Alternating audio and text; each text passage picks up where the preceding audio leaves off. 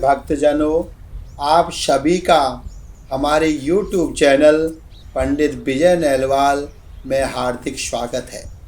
आज मैं आपको कार्तिक मास के चतुर्थी तिथि की करवा चौथ की कथा का वर्णन करूंगा। कार्तिक मास में करवा चौथ बुधवार 4 नवंबर को पड़ेगा। चंद्रमा उदय रात्रि 8:12 में होएगा, इसलिए आप सभी को करवा चौथ की हार्दिक शुभकामनाएं।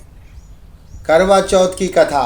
बोलो श्री हरि विष्णु भगवान की जय। एक साहूकार था, उसके 7 बेटे और एक बेटी थी। सातों भाई बहन साथ बैठकर खाना खाते थे। एक दिन कार्तिक की चौथ का व्रत आया। भाई बोले कि आओ बहन जीव लें। उसकी बहन बोली कि भाई आज करवा चौथ का व्रत है, इसलिए चांद निकलने पर जीवूंगी। तब भाई बोले कि क्या हमारी बहन भूखी रहेगी? तो एक भाई ने दिया लिया और एक छलनी ली, एक पेड़ के पास एक तरफ होकर दिया जलाकर छलनी ढक दी और आकर कहा कि बहन तेरा चांद निकल गया। तो वह भाभियों से बोली कि आओ भाभी अर्घ दे दें। जब भाभियाँ बोली कि बहन जी तुम्हारा चांद निकला है, हमारा चांद तो रात को निकलेगा, तो उसने अकेले ने ही अर्घ दे दिया और भाइयों के साथ जीवने बैठ गई। पहली गस्सी में बाल आया, दूसरी में पत्थर निकला, तीसरी गस्सी में बहन को लेने आ गया और बोला कि बहन का पति बहुत बीमार है, जल्दी से भेजो। तब माँ बोली कि साड़ी पहनकर ससुराल चली जा और सोने का टका पल्ले में बांध दिया और कहा कि रास्ते में कोई भी मिले उनके पैर छूती जाइयो और उनका आशीर्वाद लेती जाइयो। सब लोग रास्ते में मिले और यही आशीर्वाद देते गए कि ठंडी हो, सब्र करने वाली हो, सातों भाइयों की बहन हो, तेरे भाइयों को सुख दे। परंतु किसी ने भी सुहाग का आशीर्वाद नहीं दिया।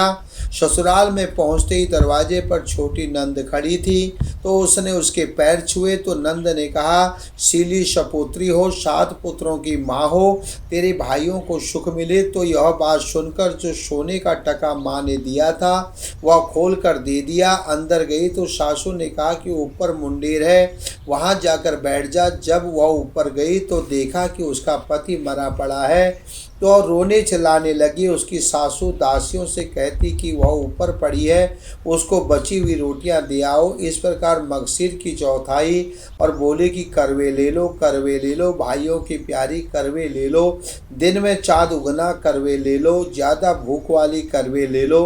तब वह चौथ माता को देखकर बोली कि मेरे को उजाड़ा है तो तू ही सुधारेगी, मेरे को सुहाग देना पड़ेगा। तब चौथ माता ने कहा कि पौष माता आएगी तो वह मेरे से बड़ी है, वही तेरे को सुहाग देगी। इस प्रकार पौष माता भी आकर चली गई।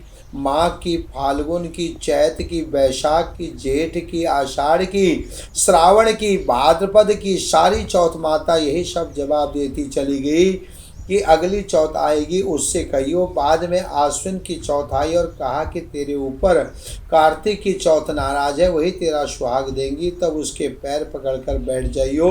यह कहकर वह तो चली गई। बाद में कार्तिक की चौथ माता आई और गुस्से में बोली कि भाइयों की प्यारी करवे ले, दिन में चाँद उगना करवा ले, ज़्यादा भूख वाली करवा ले। तब साहूकार की बेटी पैर पकड़कर बैठ गई और रोने लगी, हाथ जोड़कर बोली कि हे चौथ माता, मेरा सुहाग तेरे हाथ में है, तेरे को देना पड़ेगा। चौथ माता बोली कि छोड़ पापनी, हत्यानी, मेरे पैर क्यों पकड़कर बैठी है? तब वह बोली कि मेरे से बिगड़ी थी, तुम ही सुधारो, मेरे को सुहाग देना पड़ेगा। तो चौथ माता खुश हो गई और आँख में से काजल निकाला, नखनों में से मेहंदी, अमांग में से सिंदूर और चितली अंगूठी का छींटा दे दिया। उसका पति उठकर बैठ गया और बोला कि बहुत सोया। तो अब बोली कि काहे का सोया, मेरे को तो 12 महीने हो गए, मेरे को तो कार्तिक की चौथ माता ने सुहाग दिया है। तो बोला कि चौथ माता को उज्जवल करो। तो उन्होंने चौथ माता की कहानी सुनी, खूब सारा चूरमा बनाया।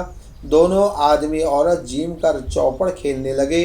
नीचे से सासू जी ने रोटी भेजी तो दासी ने आकर कहा कि वह तो दोनों चौपड़ खेल रहे हैं। सास देखकर खुश हो गई और देखकर बोली कि क्या बात हुई, तो वह बहू बोली, मेरे चौथ माता टूटी है। और यह कहकर सासू जी के पैर छूने लगी और सारी नगरी में ढिढोरा पिटवा दिया। सबको चौथ का व्रत करना चाहिए, 13 चौथ करना, नहीं तो 4 करना, नहीं तो 2 चौथ, सब कोई करना। हे चौथ माता, जैसा साहूकार की बेटी को सुहाग दिया वैसा सबको देना। मेरे को भी कहते सुनते सब परिवार को सुहाग देना। बोलो वृंदावन बांके बिहारी लाल की जय, बोलो चौथ माता की जय। सभी भक्तजनों को कार्तिक मास की हार्दिक शुभकामनाएं। प्रिय भक्तजनों, अगर ये मेरी कहानी आप लोगों को पसंद आई तो मेरे चैनल को सब्सक्राइब करें और बेल आइकॉन को दबाना न भूलें। बोलो वृंदावन बांके बिहारी लाल की जय, बोलो श्री हरि विष्णु भगवान की जय।